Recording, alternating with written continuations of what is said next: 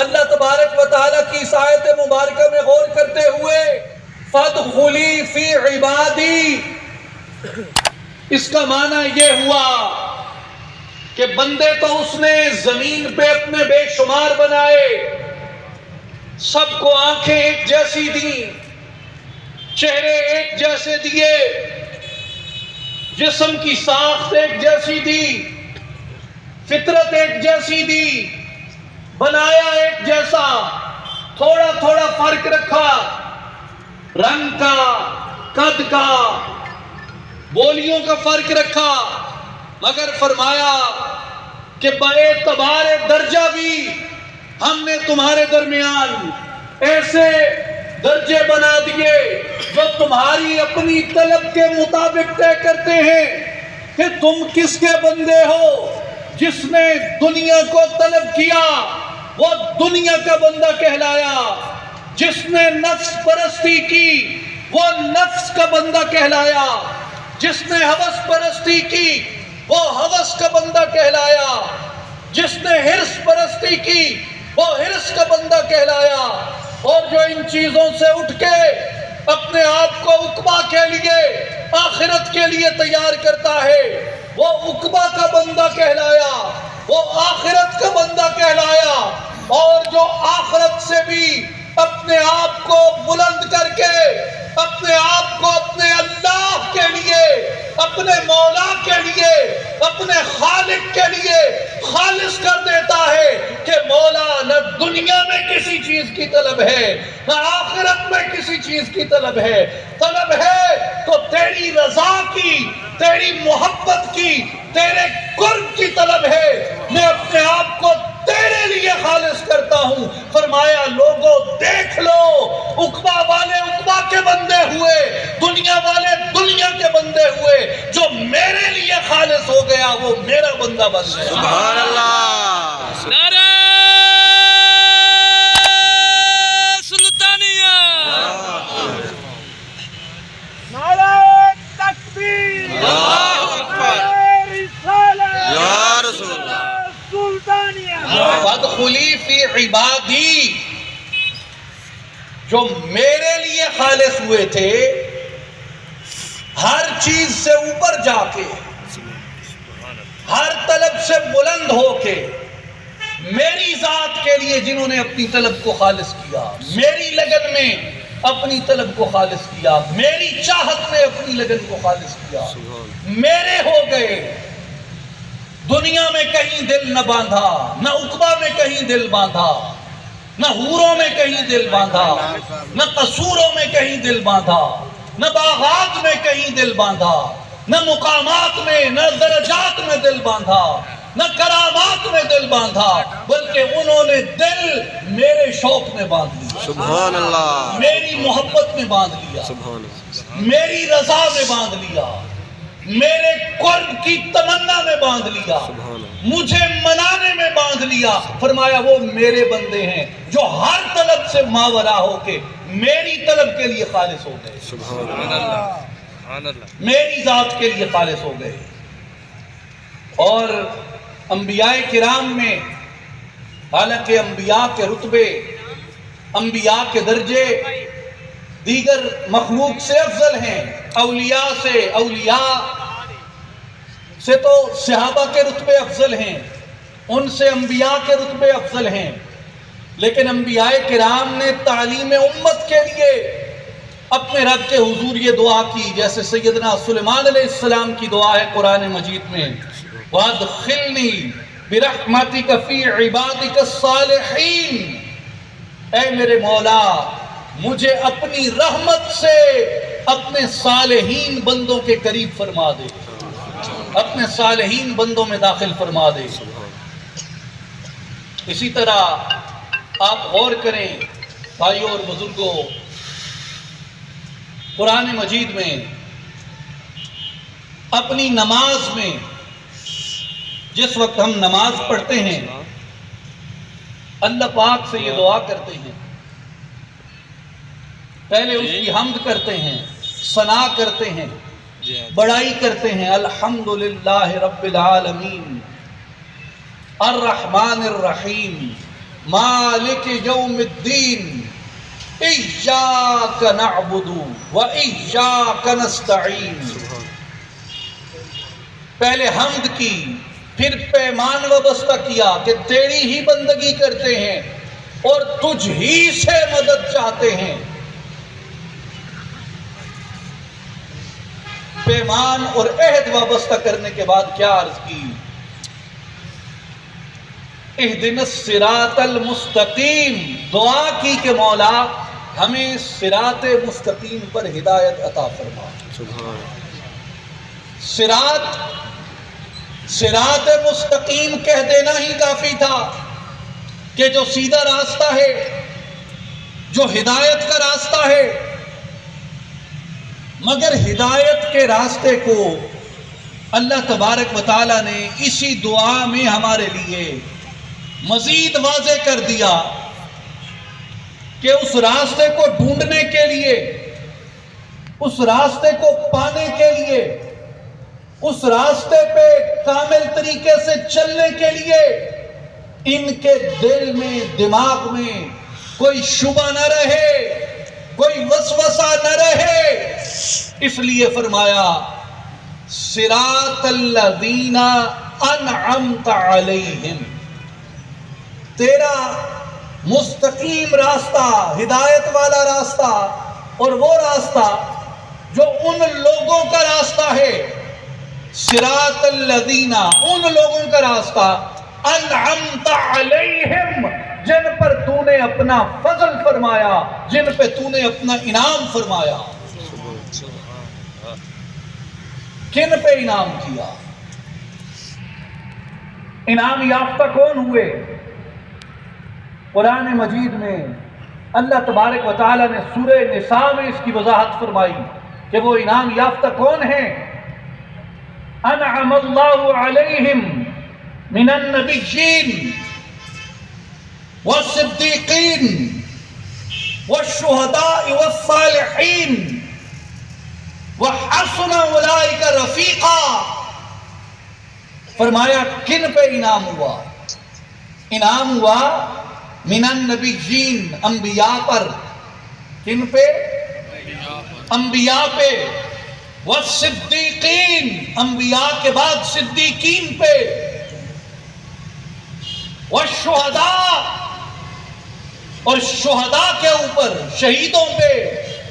والصالحین، اور اللہ نے اپنے صالحین بندوں پر انعام فرمایا. سبحان اللہ. اب جب ہم نے کہا صراط الذین انعمت علیہم، ان لوگوں کے راستے پہ چلا جن لوگوں پہ تو نے اپنا فضل کیا، جن لوگوں پہ تو نے اپنا انعام کیا، جن لوگوں کو تو نے اپنی عطاؤں سے بخشا ہے، تو ان لوگوں میں کہا کہ اگر ان لوگوں کی پیروی کرنی ہے تو قرآن میں ان کی شخصیات مبارکہ کو بیان کر دیا کہ وہ انبیاء کی پیروی کرو، صدیقین کی پیروی کرو، شہداء کی پیروی کرو، اور صالحین، اللہ کے نیکوکار بندوں کی پیروی کرو. اور یہ نیکوکار ہیں جن کو کبھی قرآن میں متقین کہا، ان کو قرآن میں اولیاء اللہ کہا. جیسے فرمایا کہ الا ان اولیاء اللہ لا خوف علیہم ولا هم يحزنون. بے شک اللہ کے اولیاء پر، اللہ کے ولیوں کے اوپر نہ کوئی خوف ہوتا ہے اور نہ ہی کوئی غم ہوتا ہے. نہ ہی کوئی خوف ہوتا ہے، نہ ہی کوئی غم ہوتا ہے. بلکہ اس آیت مبارکہ کی تفسیر میں الا ان اولیاء اللہ لا خوف علیہم ولا هم يحزنون، اس کی تفسیر میں امام فخر الدین رازی رحمۃ اللہ علیہ نے بیان فرمایا کہ لوگوں غور کرو کہ جب بندہ اس درجے کو پہنچ جاتا ہے، اللہ کو منا کے، اس کی طلب میں خالص ہو کے، اس کے عشق میں، اس کے شوق میں، اس کی لگن میں خالص ہو کے جب اس تک پہنچتا ہے تو فرمایا کہ بندہ اللہ کا ولی بن جاتا ہے. اور اللہ تبارک و تعالیٰ بھی فرماتا ہے کہ میں بھی اپنے بندے کا ولی بن جاتا ہوں، میں بھی اپنے بندے کا ولی بن جاتا ہوں، جیسے کہ فرمایا اللہ ولی الذین آمنوا یخرجہم من الظلمات الی النور۔ اللہ تبارک و تعالیٰ ایمان والوں کا ولی ہے اور انہیں تاریکیوں سے نکال کر نور کی طرف لے جاتا ہے۔ اس لیے بندہ اس کا دوست بن جاتا ہے، وہ بندے کا دوست بن جاتا ہے۔ سبحان اللہ۔ بندہ اس سے محبت کرنے لگتا ہے، وہ بندے سے محبت کرنے لگتا ہے۔ اس لیے کہ میرے بھائیوں، جو محبت ہوتی ہے، جو حقیقی محبت ہے خالق کی اور بندے کی، یہ یک طرفہ محبت نہیں ہوتی، یہ دو طرفہ ہوتی ہے، دونوں طرف سے ہوتی ہے۔ اور غالباً اور افہام میں سے کسی نے کہا اللہ اور بندے کی محبت کے لیے کہ پہلے کون محبت کرتا ہے؟ فرمایا کہ جو پہلی محبت ہے بندے کی اللہ تبارک و تعالیٰ سے، یعنی بندے اور اللہ کی محبت میں جو پہل ہے، بندے اور اللہ کی محبت میں جو پہل ہے، بندہ چونکہ کسی بھی امر میں اس کی ذات پہ پہل نہیں کر سکتا، اس لیے فرمایا کہ محبت بھی ایک ایسا درجہ ہے کہ اللہ تبارک و تعالیٰ نے بندے سے محبت کی تو اسے وجود دیا، بندے سے محبت فرمائی تو اسے نعمتوں سے مزین کیا۔ فرمایا کہ یہ محبت ہی کی علامت ہے کہ اس نے تمہیں دنیا کے سب سے محفوظ مقام پہ، جہاں کے کسی بچے کی پرورش کی جا سکتی تھی، وہاں تمہیں رکھ کے تمہاری خالص خوراک کا بندوبست کیا، وہاں تمہارے اس جسم کو لوتھڑے سے اس میں ہڈیاں بنائی، ہڈیے سے اس کو نشو نما دی، نشو نما سے اس میں سماعت رکھی، اس میں بصارت رکھی، اس میں گویائی رکھی، اس میں شعور رکھا، اس میں نطق رکھا، اس میں کلام رکھا، اس میں عقل رکھی، اس میں خرد رکھی، اس میں سمجھنے کی، سوچنے کی، ادراک کی صلاحیتیں رکھ دی۔ اتنی نعمتیں اس نے تمہیں تب دی جب تمہیں یہ شعور بھی نہ تھا کہ میں بندہ ہوں، میرا کوئی خالق ہے۔ یہ شعور تو تمہیں ملا جب بڑے ہوئے، جب آنکھ کھولی، جب پتہ چلا کہ وہ اللہ ہے، میں بندہ ہوں، لہذا مجھ پہ اس کی محبت لازم ہے۔ تو نے یہ سب جان کے محبت کی، اس نے تب بھی محبت کی جب تو تھا ہی نہیں۔ سبحان اللہ۔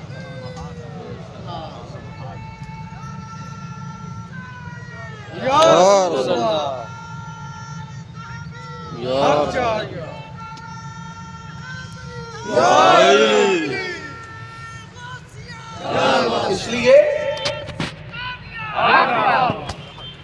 بندے نے تو تب محبت کی جب اسے شعور آیا کہ میں بنا ہوں اور مجھے کسی نے بنایا ہے، میری جو نعمتیں ہیں یہ کسی نے دی ہیں۔ بندے نے تو تب محبت کی اس سے، لیکن اس نے بندے سے تب بھی محبت کی جسے قرآن کہتا ہے کہ هل أتى على الإنسان حين من الدهر لم يكن شيئا مذكورا۔ بندے پہ ایک زمانہ ایسا بھی گزرا ہے جب یہ کوئی قابل ذکر شے ہی نہ تھا۔ خالق تو تب بھی محبت کرتا تھا جب یہ لا شے تھا، جب یہ کچھ بھی نہ تھا، خالق تو تب بھی اس سے محبت کرتا تھا۔ مالک تو تب بھی بندے سے محبت کرتا ہے۔ لہٰذا یہ جو بندے کی اس سے محبت ہے، پہلی بات یہ ہے کہ یہ یک طرفہ نہیں ہے۔ اگر بندہ اس سے محبت کرتا ہے تو وہ بھی بندے سے محبت کرتا ہے۔ دوسری بات یہ ہے کہ بندے نے محبت بعد میں اس سے کی، اس نے نہ صرف محبت فرمائی بلکہ اپنی عطاؤں کی بھی بندے پہ برسات فرما دی، اپنے فضل کی، انعام کی، اکرام کی، بندے پہ رحمتوں کی ایک قطار در قطار سلسلہ ہے بندے پہ اس کے فضل کا اور اس کے انعام کا۔ اور جہاں تک تعلق، جب بندے کو محبت پیدا ہو جاتی ہے، جب بندے کو محبت پیدا ہو جاتی ہے اپنے مولا سے، اپنے خالق سے، اپنے پروردگار سے، تو فرمایا کہ اس محبت کے بعد بھی، اس سفر کے بعد بھی، اس کشش اور رغبت کے بعد بھی بندے کی اس کی محبت سے کوئی مسابقت یا کوئی مقابلہ نہیں کیا جا سکتا۔ اس کی ایک سادہ وضاحت آپ اور میں سبھی جانتے ہیں۔ ہم سب کو معلوم ہے، جو امام بخاری رحمۃ اللہ علیہ نے کتاب التوحید میں حدیث پاک بیان فرمائی، وَإِن تَقَرَّبَ إِلَيَّ بِشِبْرٍ تَقَرَّبْتُ إِلَيْهِ ذِرَاعًا، کہ اللہ فرماتا ہے اگر میرا بندہ میری طرف ایک بالشت برابر قریب ہوتا ہے تو میں ایک ہاتھ برابر اس کے قریب ہو جاتا ہوں۔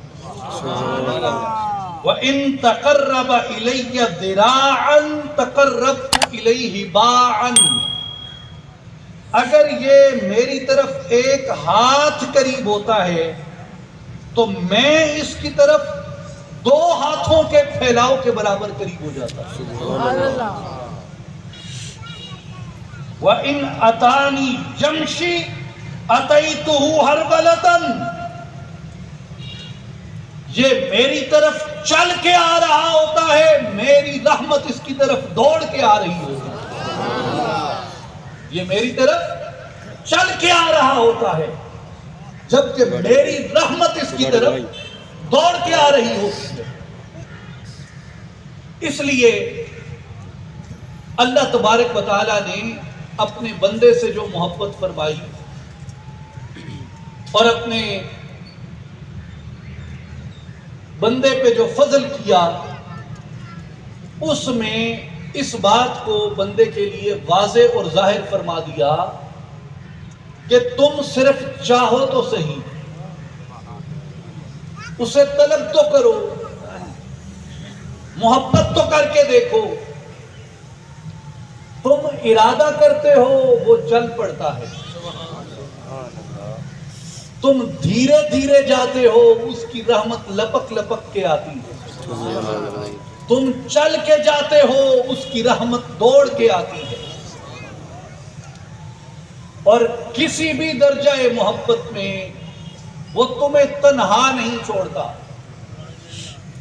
وہ تمہیں اکیلا نہیں چھوڑتا، وہ تمہیں کسی جگہ پہ بے سہارا نہیں چھوڑتا،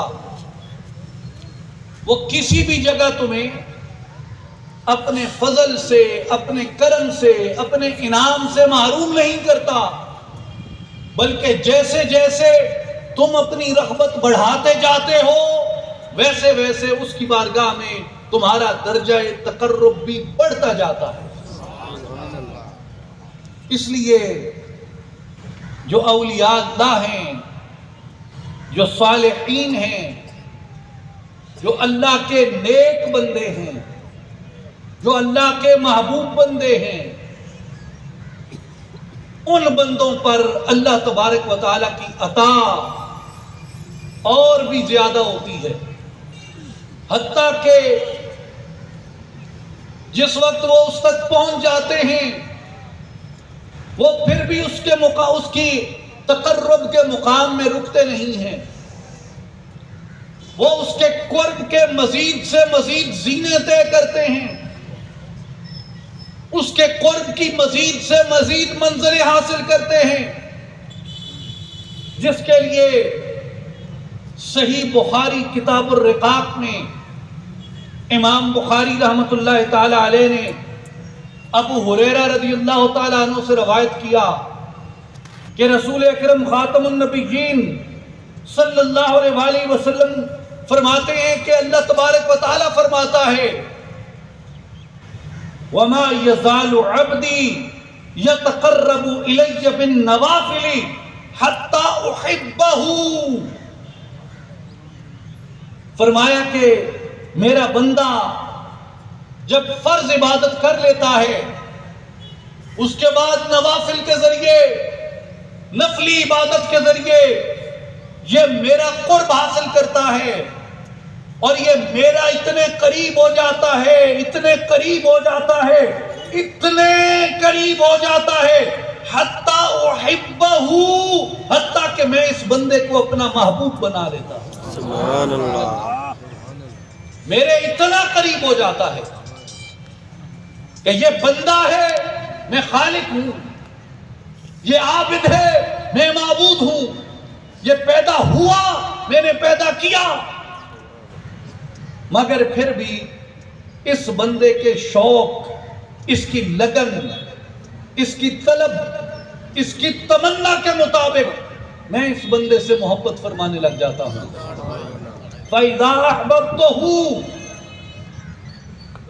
اور جب میں محبت کرنے لگ جاتا ہوں، جب میں اس بندے سے محبت کرتا ہوں تو اس کو یہ مقام عطا فرما دیتا ہوں كُنْتُ سَمْعَهُ الَّذِي يَسْمَعُ بِهَا، میں يَسْمَعُ بِهِ، میں اس کے کان بن جاتا ہوں جن سے یہ سنتا ہے، وَبَصَرَهُ الَّذِي يُبْصِرُ بِهِ، میں اس کی آنکھ بن جاتا ہوں جن سے یہ دیکھتا ہے، وَيَدَهُ الَّتِي يَبْطِشُ بِهَا، میں اس کے ہاتھ بن جاتا ہوں جن سے یہ پکڑتا ہے، وَرِجْلَهُ الَّتِي يَمْشِي بِهَا، میں اپنے بندے کے پاؤں بن جاتا ہوں جن سے وہ چلتا ہے، وَإِن سَأَلَنِي لَأُعْطِيَنَّهُ، حتیٰ کہ یہ سوال کرتا جاتا ہے میں عطا کرتا جاتا ہوں، سبحان اللہ،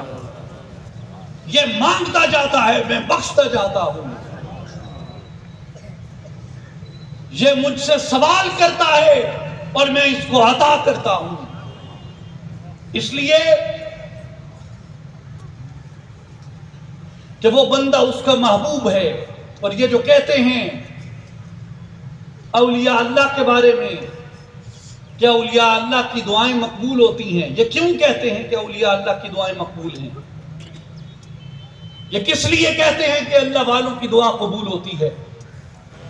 لوگ کیوں صالحین، ائمہ کرام، محدثین، مفسرین، فقہاء، نیک لوگوں کو ڈھونڈتے، تلاش کرتے اور ان سے دعا کرواتے؟ کیوں؟ اس لیے نہیں کہ ان میں سے کوئی کسی قدرت میں دخیل ہو جاتا ہے، معاذ اللہ، اس کی قدرت میں کس کی مجال ہے کوئی دخل دے؟ وہ بے نیاز ہے، وہ ہر ابتدا سے پہلے ہے، وہ ہر انتہا سے بعد ہے، وہ ہر کمزوری سے پاک ہے، وہ ہر نقص سے پاک ہے، وہ کسی کی احتیاج نہیں رکھتا۔ ساری کائنات اور خاص طور پہ